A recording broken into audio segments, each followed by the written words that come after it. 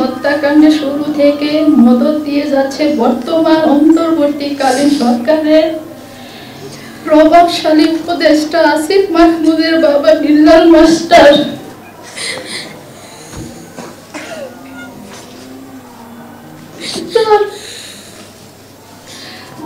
তার প্রভাব এবং সাহসে এমন হত্যাকাণ্ড চালিয়েছেন শিমুল চেয়ারম্যান ও তার দোসররা।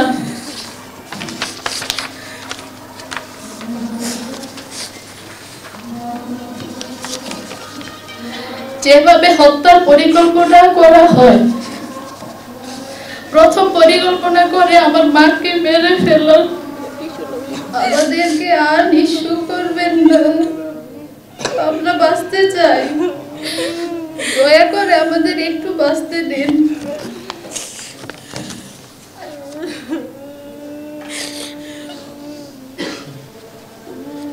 সর্বশেষ আমার চোখের সামনে আমার মা ভাই বোনকে মেরেছে, আমি তার কিছু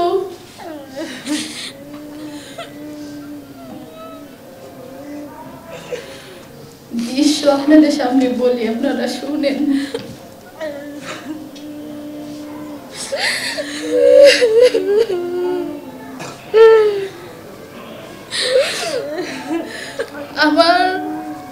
আমরা 3 বোন, আমার মা আমাদের মার্কেটে প্রথম দাঁড়ায়। আমেরিকার প্রবাসী নাজমার বাড়ি থেকে যখন দেখি দলের দল একের পর এক অস্ত্র নিয়ে আসতেছে, আমরা 4 জন দৌড় দিই। দৌড় দেওয়ার মাঝে আমার মাকে আমার এই হাত থেকে ছিনিয়ে রেখে দিচ্ছে।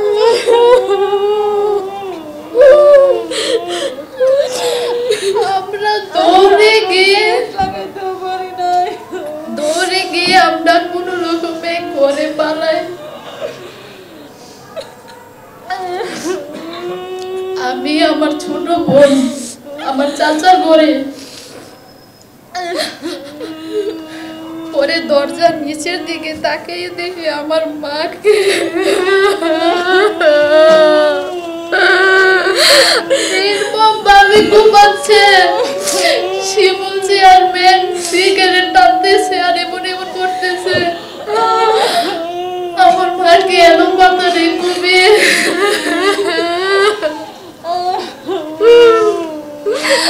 আমি আমার মুখে এভাবে চাপা দিয়ে ধরে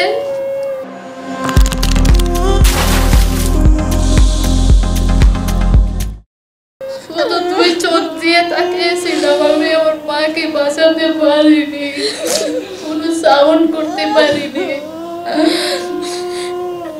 শরীফ, বাসির, রফিক, রবিউল চেয়ারম্যান পাশে দাঁড়ানো। আমার মাকে ওরা কুপিয়ে একটু দূরে চলে যায়। আমার মা তারপরও উঠে এইভাবে রক্ত মুছতেছে, এটা ওরা দেখে আবার ফিরে আসে।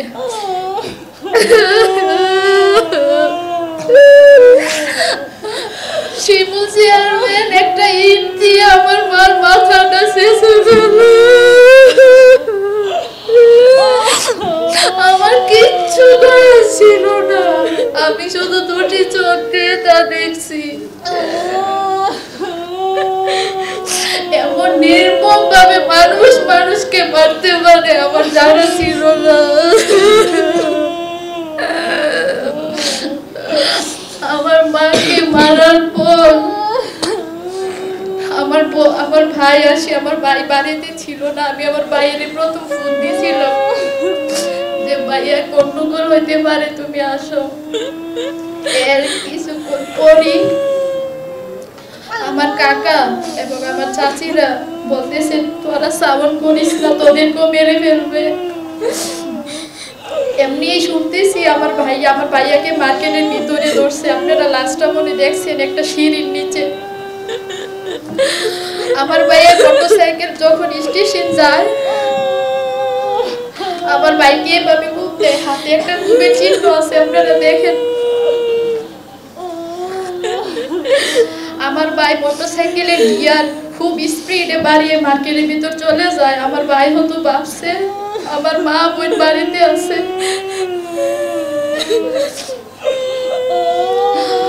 আমার ভাইয়ের গাড়িটা ভেঙে আমার ভাই, আমি শুনতেছি আমার ভাই বলতেছে আমারে কেড়ে ভালোস, আমি তো কিছু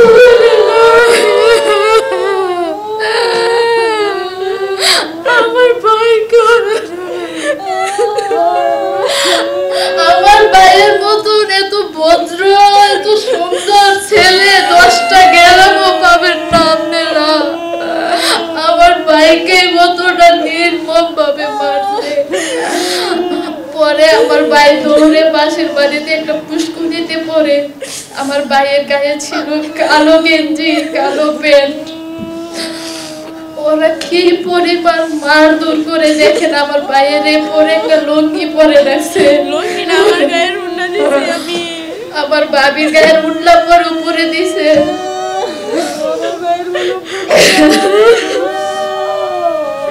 আমার বাইকে উলঙ্গ করে ঘুমাইছে।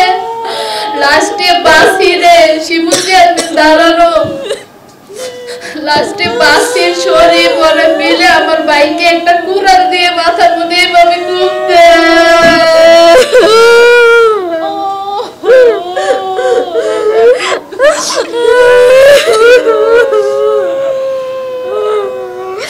আমার বাইরে এগুলা ছুরি দিয়ে এভাবে পালাতে থাকে। ওদের নিশ্চিত হতে হবে এই পরিবারের সকল সদস্যের মৃত্যু।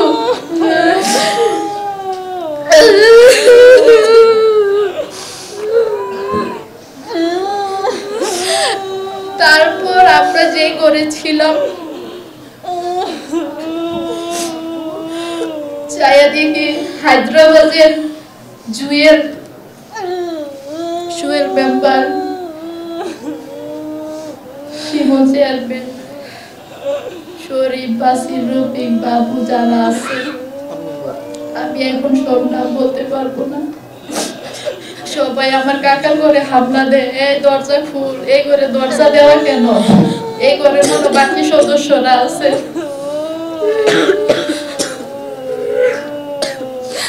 এই কথা বলার পর আমার বোন একটা খাটে নিচে গিয়ে লুকায়। আমার বোনকে আমি বলি বোন খাটের নিচে লুকাইস না, ওরা বের করে ফেলবে। আমি আমার বোনকে নিয়ে পিছনে দরজা দিয়ে চলে যাই। ওরা মহিলা পর্যন্ত লাগিয়ে রাখছে, 4-5টা মহিলা বলতেছে এদিকটা চলে যাইতেছে এদিকটা চলে যাইতেছে। পরে আমাদের বাড়ির উত্তর পাশের একটা বিল্ডিং এ গিয়ে দুটো বোন জীবন দিছি যাতে একটু দরজাটা খুলো। আমার ধারণা ছিল এটা বিল্ডিং খুব মজবুত একটা বিল্ডিং, এখান থেকে আমাদের বের করতে পারবে না। বিশ্বাস করুন আমার বোন, আমি গেট আর দরজা বাইরে রাখি নাই। আমার বোন বলতে চাই হাই রে আপা আপনারে তো বাইরে রাখবো, আমাদেরকে তো বাঁচতে দিন।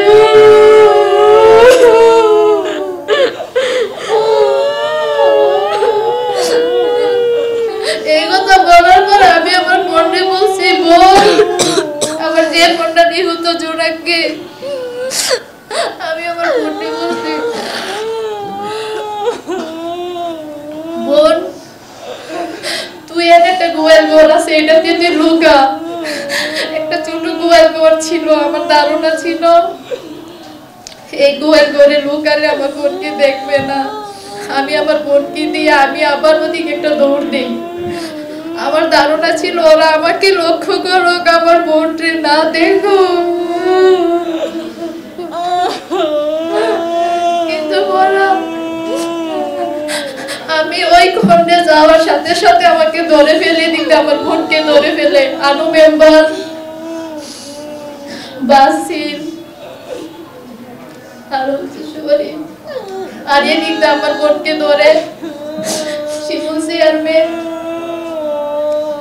বাকি আসামিরা আমি নাম বলতে পারতেছি না, আমাকে এমন বাড়ি দেয় বাঁশ দিয়ে প্রথম মাথাতে আঘাত করে।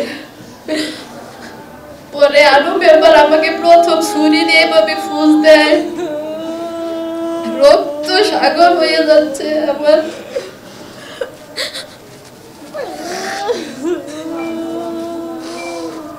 শরীফ আমার দ্বিতীয় ফুসটা দেয় এই পাশে, দুই পাশে ফুস। আমি মাথা ঘুরে ভাবে পড়ে যাচ্ছে। আর কি পরিমাণ অন্যান্য সদস্যরা আমাকে বাঁশ দিয়ে আঘাত করতেছে। আমি আরো মেম্বারে পায়ে ধরে বলছি আমারে মারিস না, আমার একটি ছেলে আছে, আমার ছেলে এতিম হয়ে যাবে। কিন্তু আমারে কোনোভাবে রক্ষা দেয়নি।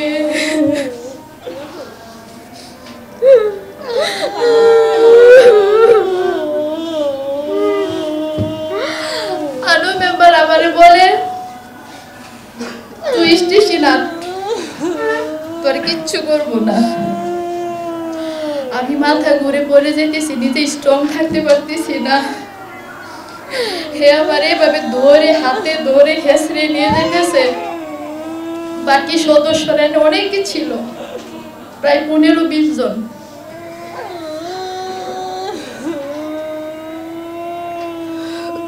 আমি বলছি ভাই আমার আসতে নেই, আমি হাঁটতে পারতেছি না। আমার এই পিছন থেকে যে কি পরিমাণ এত বড় বড় ইট দিয়ে আমার পিঠটাকে ক্ষত বিক্ষত করে ফেলছে। ইট এখন মাটির চাকা দিয়ে ইটাইতেছে। আমি কিন্তু হাঁটতেই পারতেছি না। এক পর্যায়ে রাস্তার কাছে গিয়ে দেখি আমার বোনকে নির্মম ভাবে ঘুমাইতেছে রাস্তার মধ্যে।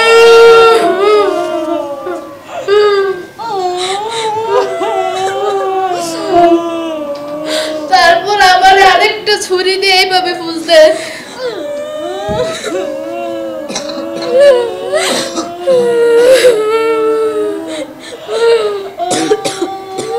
আমি কিচ্ছু করতে পারি নাই, আমার ফ্যামিলি একটা সদস্যরে আমি বাঁচাতে পারি নাই, আমি নিজেই তো বাঁচতে পারি নাই।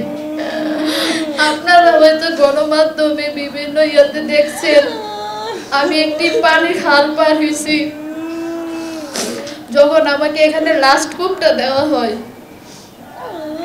আমি খালের মধ্যে উল্টে পড়ে যাই। পানিতে পড়ে যাওয়ার পর আমার একটি প্রশ্ন আসছে, আমাকে যেভাবে হোক বাঁচতে হবে। পুরা খালের পানি রক্ত লাল হয়ে গেছে। আমি আমার পর্যাপ্ত পরিমাণ শক্তি অর্জন করে আমি এই হালটা পার হই। পার হয়ে আমি একটা কচু ক্ষেতের মধ্যে গিয়ে শুয়ে যাই। চিন্তা করলাম ওরা তো আমাকে খুঁজে বের করে ফেলবে, কারণ ওই পাশ থেকে শব্দ আসতেছে, সবাই ওদিক দিয়ে তাই সামনে আছে। আমি একটা নতুন বিল্ডিং নির্মাণ হচ্ছে ওইখানে, অপর সাইড জমির মাঝখানে।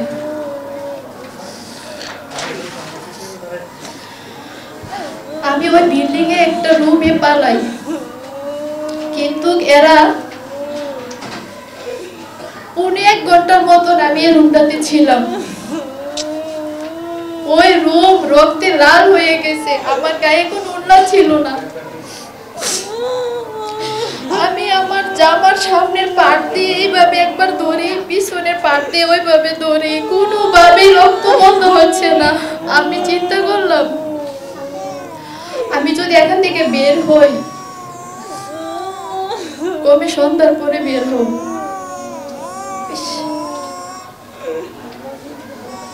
একটু পানি খেয়ে নেন, একটু পানি খেয়ে নেন, একটু পানি খেয়ে নেন।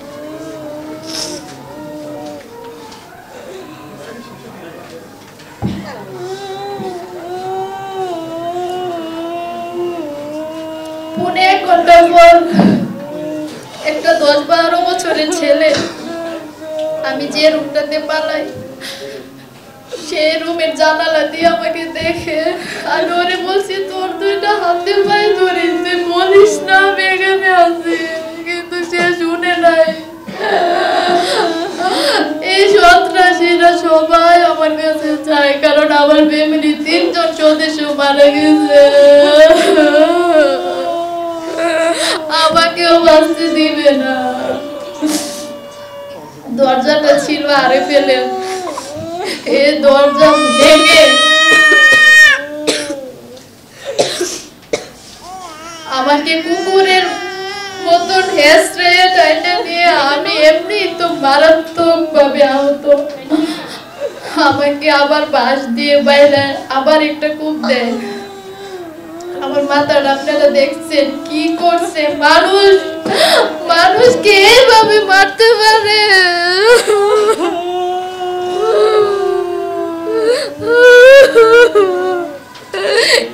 কি এমন অপরাধ ছিল আমাদের? আমার জানা নেই।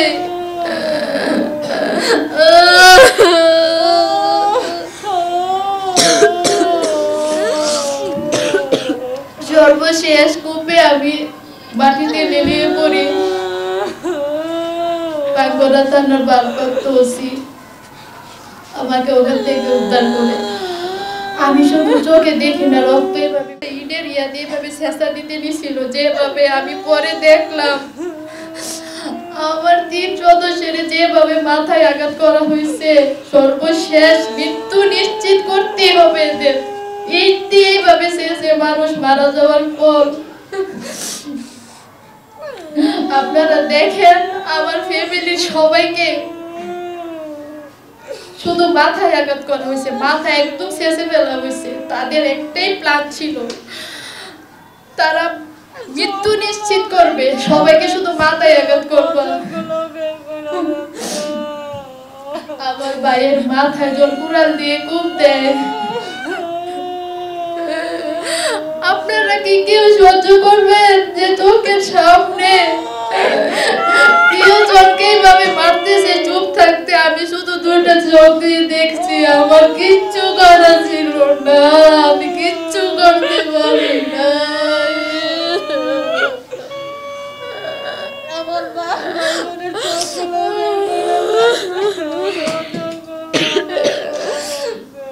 এমন নির্মম একটা ঘটনা ঘটছে বাংলাদেশে। আজ পর্যন্ত আমাদের পাশে কোনো দল, কোনো প্রশাসন কেউ পাশে দাঁড়ায়নি এখন পর্যন্ত। আমার এই একটা কষ্ট মনের মধ্যে। আমি হসপিটালে ছিলাম।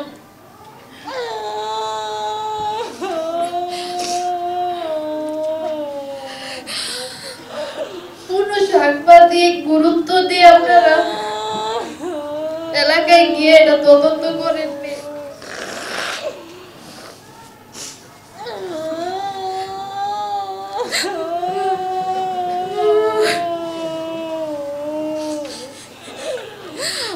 আমি আপনাদের কাছে আকুল আবেদন,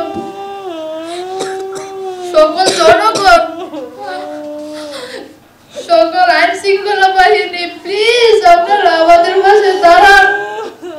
আমি যদি বেঁচে থাকি, আমার 2 চোখ দিয়ে আমি যাদেরকে দেখছি এবং সিসি ক্যামেরা ফুটেজে যারা আছে, আমি কাউকে ছাড়বো না। আমি মরে গেলে এটা অন্য সাবজেক্ট।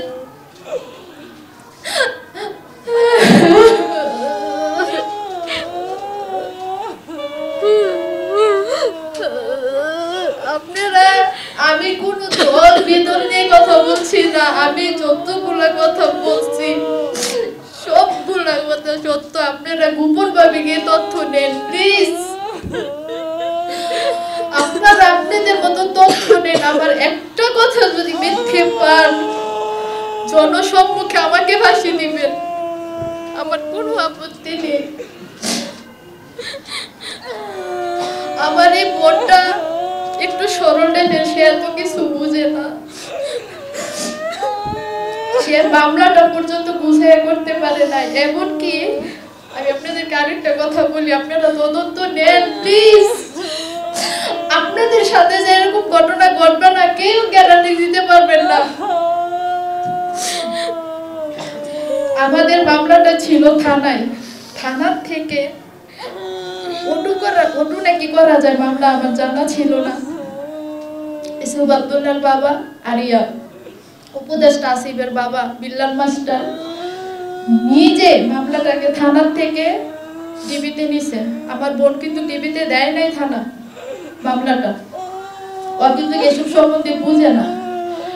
এই মামলাটা ডিবিতে নিয়ে উনি ওনার মন করার মতো কাজ করতেছেন। আয়ু আমাদের কারো কথা শুনে না, আসামিরা প্রকাশ্যে এলাকায় ঘুরতেছে, উনি কোনো একটা আসামি ধরে নাই।